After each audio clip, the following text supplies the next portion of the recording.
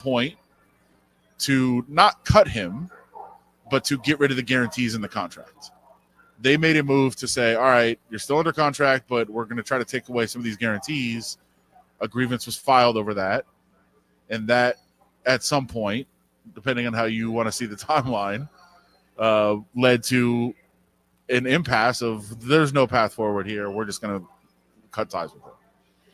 So who was blocking on the Wilkins side, him or his agent?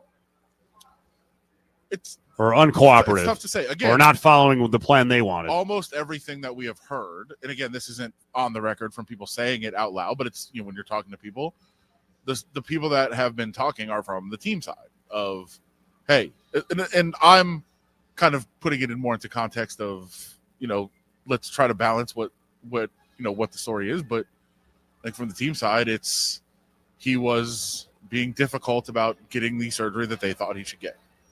And whether that's him, whether that's his own doctors, whether that's, somebody on that side of things, like we might hear, I'm sure we will hear very soon from his side in his case and what he feels should have been done or what he feels what the appropriate path was. But the Raiders in their statement were very clear. They said, we don't see a path forward.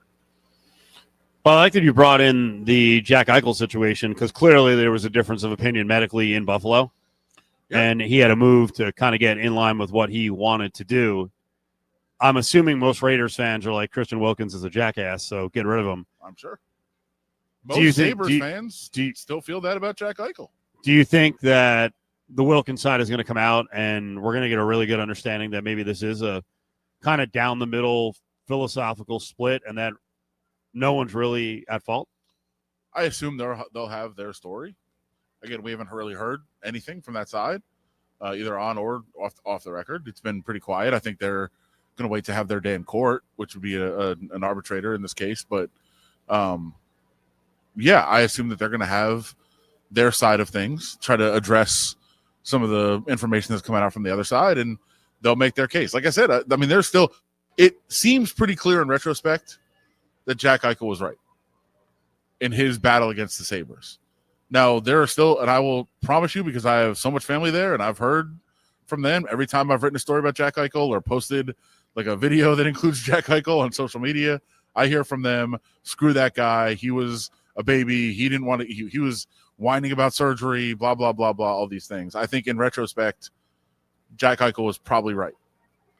And so there's still those people that will fight back against it. So I'm sure there'll be a side of Christian Wilkins that comes out, and some people will choose to take his side. Some people will choose to take the team side. I'm sure that's going to happen. And now what? They were building the defense. The plan was last year to build the defense around this dude at defensive tackle and with Crosby at end. So now guys have to step up. Yeah, and there's a ton of guys. I mean, they did address the position during the draft. I really, really, really now, and I said it around the time of the draft, I wanted Mason Graham to be on the board because I wanted to get a gauge of how they felt about Christian Wilkins' health. Like, I would have loved to find out if Mason Graham was on the board when they drafted. If they would have drafted him, it would have told us, yeah, they don't really feel like Christian Wilkins is healthy going forward, but they didn't have to make that decision.